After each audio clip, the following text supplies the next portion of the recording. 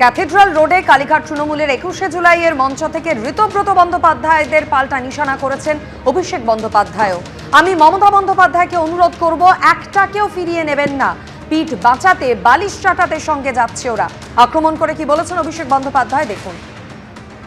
5 watt 10 ওয়াটের bulb সে এখন ভাবছে আমি হ্যালোজিন হয়ে গেছি।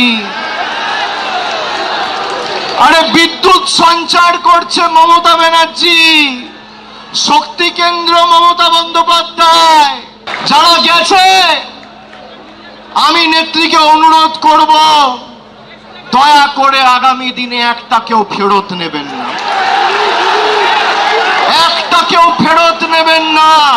যারা মমতা ব্যানার্জির ছবিকে পিছনে রেখে আর জোড়া ফুল চিহ্নটাকে সামনে রেখে 2024-এ নির্বাচনে জিতেছে, তারা বলছে আমরা এখন এনডিএ কে সমর্থন করব।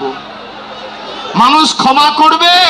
পিঠ বাঁচাতে বালিশ চাটার গ্রুপে যাচ্ছেন।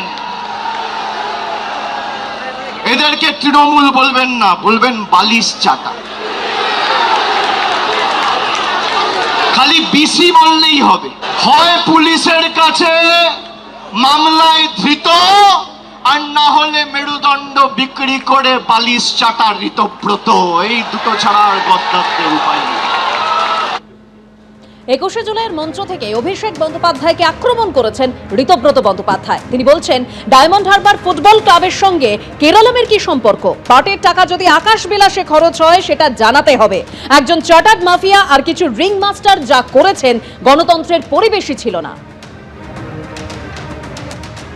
ডায়মন্ড হারবার ফুটবল ক্লাব, এই ডায়মন্ড হারবার ফুটবল ক্লাব, আমি তো দিল্লি যাচ্ছি সামনের সপ্তাহে কম্পিটেন্ট অথরিটিকে রিপোর্ট করবার জন্য। ডায়মন্ড হারবার ফুটবল ক্লাবের কেরালায় কি সম্পর্ক? কোন এমপি গেছিলেন? কোন একাধিক এমপি সেখানে মিটিং করতে গেছিলেন পলিটিক্যাল মিটিং এর নাম করে?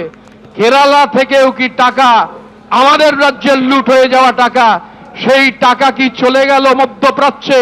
মধ্যপ্রাচ্য থেকে ইউরোপে, ইউরোপ থেকে ক্যারিবিয়ান দ্বীপপুঞ্জে। পার্টির গোটা টাকা যদি হচ্ছে কর্মীদের জন্য ব্যবহৃত না হয়ে শুধুমাত্র আকাশ বিলাসে ব্যবহৃত হয়, হপকিন্সে চোখ দেখাতে যাচ্ছেন, জানাতে হবে তো ওটা পার্টির টাকা কি পার্টির টাকা নয়। একজন চার্টার্ড মাফিয়া আর তার কিছু রিংমাস্টার, যে রিংমাস্টাররা এগুলো করেছেন, কোনো গণতন্ত্রের পরিবেশই ছিল না। এবিপি আনন্দ, এগিয়ে থাকে, এগিয়ে রাখে।